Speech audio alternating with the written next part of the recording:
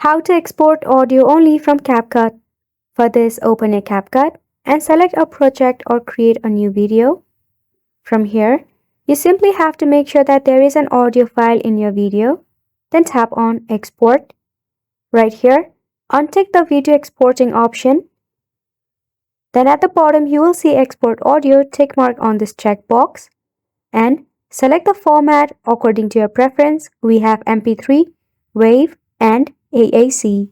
I will select MP3 for now, then just tap on Export.